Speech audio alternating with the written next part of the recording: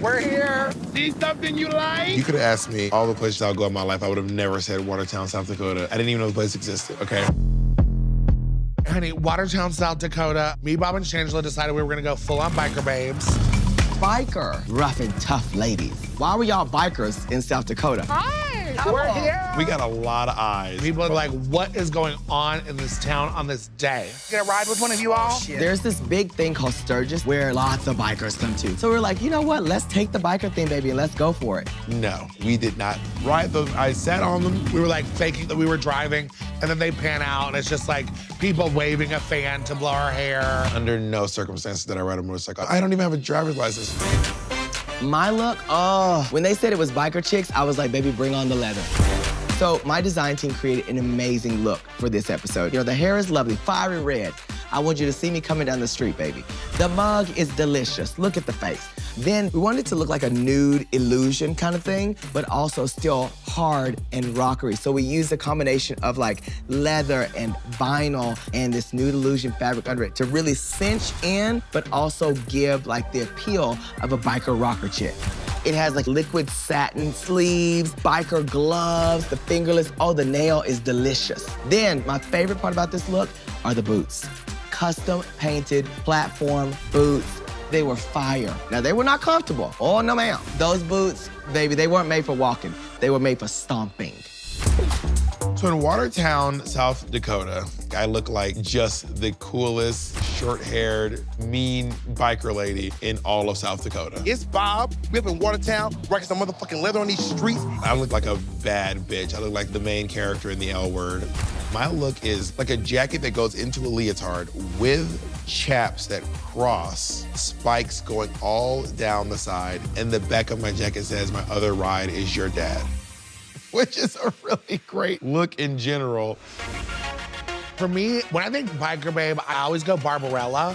So I wanted to do like a really fun, colored hair to go with like the leather, biker babe's collar, Barbarella cut. And then the thing about it is when you wear these big collars, you need hair to kind of go up. You don't want it to fall on it because you don't want the collars to fall down. Also, the designer, Marco, had these like chain rhinestones. So all the lacing was these like cool rhinestone laces and leather etching with the big collar. And for me, I didn't want to go like full on chaps moment. I wanted to have fun with it. So it wasn't pants, it was a chap skirt butt.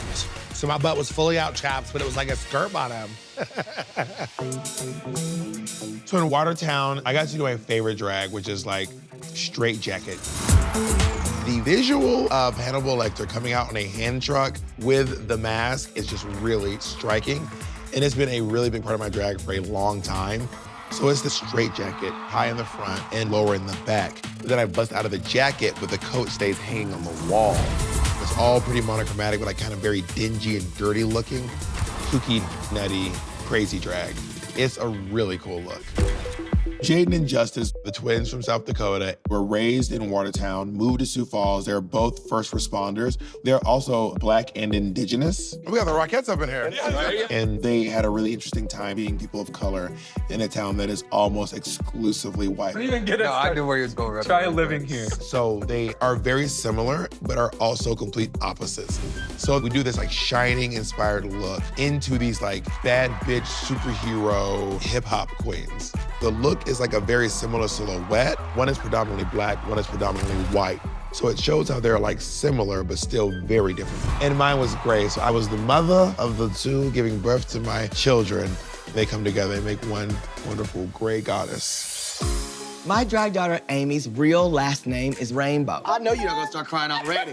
Bro, we just met. Get yourself She's like the best ally in this town, and she deserves to be celebrated and uplifted. So, of course, we had to give her something rainbow. And that's what the design team really did for her. I mean, we had to stop Amy from crying because when she saw herself, she was bawling, and we're like, baby, you're gonna cry the bottom lash off, baby. Bottom lash, think about the bottom lash, baby. She was doing a ballad. So this was an opportunity for us not to have a rip-off or reveal. We could just make a beautiful dress. And the design team completely did that. The jewels that cascaded in this very elegant rainbow. I mean, it was beautiful and it represented who she was. She's a mom, she has 3 kids. She runs a great organization that's all about inclusivity and love. She doesn't really have a lot of time and invest a lot into herself. I remember her looking at herself the first time and she was overcome with emotion because she felt so beautiful. And I told her, this is just another way that the outside of you matches everything that you have on the inside that you've been giving out.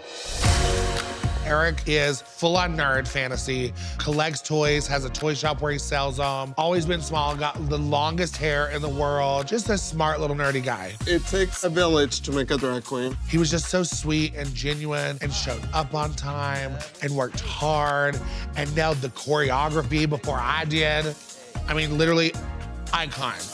When I decided when putting this number together, we were really just gonna focus on like the high glam, full-on nerd fantasy, something where Eric could feel sexy, but also like enjoy it and have fun. Aliens, goddesses, but honey, there's that little cross-dressery flair. So his boobs was a full breastplate where he felt like he had a big old set of jugs and was living his only life. Also, this song by Annie Lennox that he grew up with, seeing that androgynous flair, made him feel like it was okay for him to express other ways of gender just by being. I feel amazing. This is the prettiest I've ever felt.